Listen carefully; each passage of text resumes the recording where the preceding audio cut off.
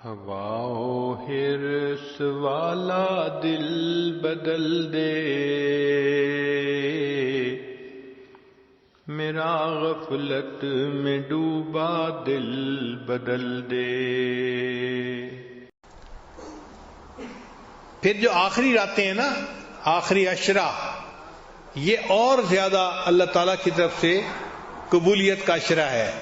اتقم من النار، حدیث پاک میں نبی صلی اللہ علیہ وسلم نے فرمایا کہ اللہ تعالیٰ بندوں کو جہنم سے بری فرما دیتے ہیں۔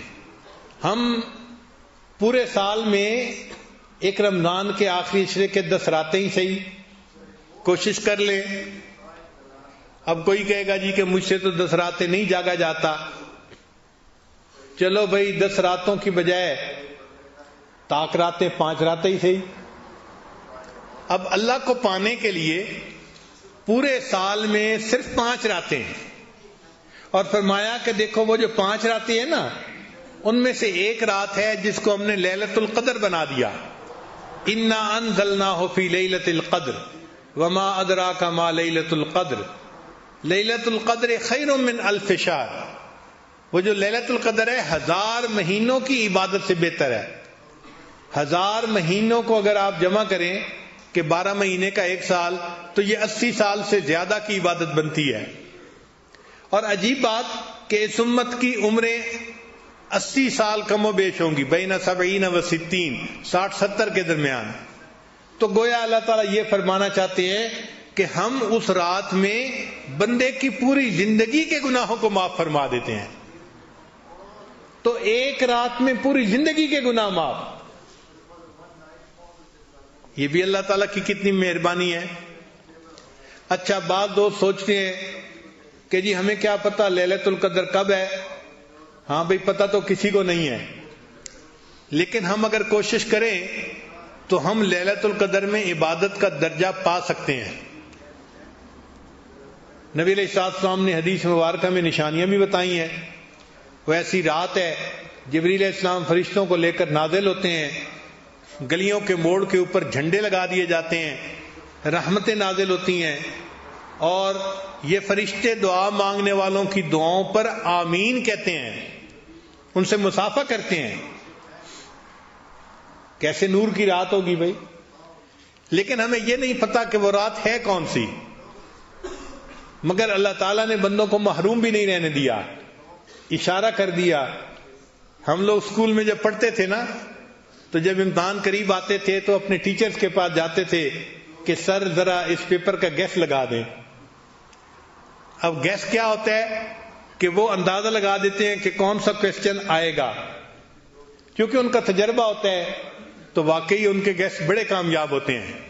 خاص طور پہ ہمارے کچھ قریبی دوست ہیں، سارا سال دفتروں میں کام کرتے ہیں، اور جب وفاق کا امتحان ہوتا ہے تو 1-2 ہفتے پہلے ہمارے جامعہ میں آ جاتے ہیں، اور وہاں کے اساتذہ سے وہ گیس لگواتے ہیں کہ کون کون سے سوال آئیں گے، اور ان کو کہتے ہیں کہ ہمیں ان کی تیاری کر دو، اور اللہ کی شان کے وہ تیاری کر کے امتحان دیتے ہیں، جیدن پاس ہو جاتے ہیں۔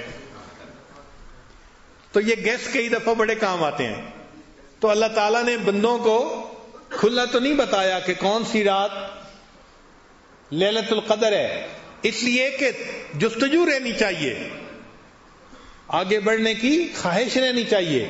اگر بتا دیتے تو لوگ سارا سال آرام سے سوئے رہتے، اور جی لیلۃ القدر آئے گی بس اس رات پہ عبادت کر لیں گے۔ تو اللہ تعالیٰ نے چاہا کہ میرے بندے جستجو میں تو لگے رہے، مگر ایک اشارہ کر دیا۔ وہ اشارہ کیا کیا؟ فرمایا کہ تنزل الملائکۃ والروح فیہا بإذن ربہم من کل امر سلام۔ وہ جو رات ہوتی ہے اس میں سلامتی نازل ہوتی ہے، رحمتیں نازل ہوتی ہیں، برکتیں نازل ہوتی ہیں۔ اب وہ 10 بجے برکتیں شروع ہوتی ہیں، 11 بجے شروع ہوتی ہیں، 12 بجے، ہمیں اس کا کوئی پتہ نہیں ہے، لیکن ایک بات پکی ہے، اللہ فرماتے ہیں حی حتی مطلع الفجر، یہ جو برکتیں نازل ہوتی ہیں جب بھی شروع ہوتی ہیں یہ مطلع فجر تک رہتی ہیں، یعنی سحری کا وقت ختم ہونے تک یہ رہتی ہیں۔ لہذا ایک دستور مل گیا، ہم ہر رات میں جب سحری کرنے کے لیے اٹھیں وہ آخری لمحات ہوتے ہیں تو ہم اس وقت 2-4 رکعت تہجد کے پڑھ کے دعا مانگیں اور سحری کریں، اور پھر سحری کوشش کریں کہ ہم وقت ختم ہونے سے آدھا گھنٹہ 20 منٹ پہلے ختم کر لیں. اور وہ جو سحری تک کا وقت ہے نا 15-20 منٹ کا، یہ بڑا قیمتی وقت ہے. اگر ہم نے رمضان کی ہر رات میں ان 15-20 منٹ میں دعا مانگی تو کوئی نہ کوئی رات تو ہوگی نا کہ جو لیلۃ القدر کی ہوگی، اور وہ لیلۃ القدر کی جو ہے برکتیں سحری کے وقت تک رہیں گی. تو ہمیں گویا لیلۃ القدر میں دعا مانگنے کا اور عبادت مانگنے کا ثواب مل جائے گا. تو اس طرح سے ہم لیلۃ القدر میں ثواب حاصل کر سکتے ہیں آسانی کے ساتھ. تو سحری اور افطاری کے یہ 2 اوقات بڑے قیمتی ہوتے ہیں. اس وقت میں اللہ سے دعائیں مانگیں اور اپنی ساری پریشانیوں کو آپ اللہ کے سامنے پیش کریں، سب مصیبتوں کو اللہ کے سامنے پیش کریں. اللہ تعالیٰ مغیر الاحوال ہیں، وہ ساری پریشانیوں کو ختم بھی کر دیں گے، سب مصیبتوں سے نجات بھی عطا فرما دیں گے.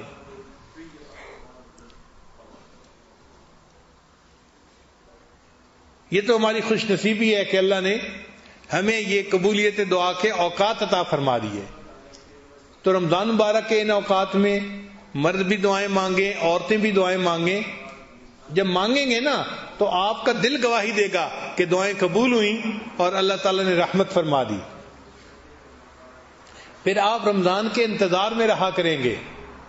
جیسے نبی علیہ السلام رمضان کا انتظار فرماتے تھے نا، دعا مانگتے تھے اللہم بارک لنا فی رجب و شعبان وبلغنا رمضان. اے اللہ رجب اور شعبان میں برکتیں عطا فرما اور ہمیں بخیریت رمضان تک پہنچا. پھر ہماری بھی یہی حالت ہوگی کہ ہم بھی انتظار میں رہیں گے.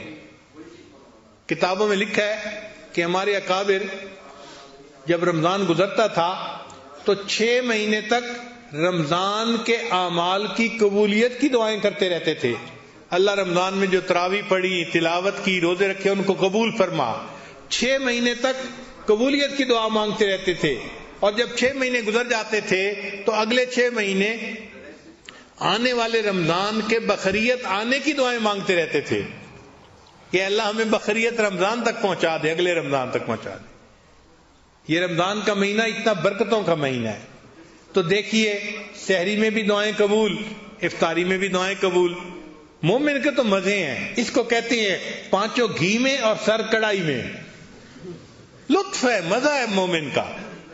بس احساس کرے کہ اللہ نے کیسا قیمتی وقت عطا کر دیا. میری فریاد سن لے میرے مولا، بنا لے اپنا بندہ، دل بدل دے.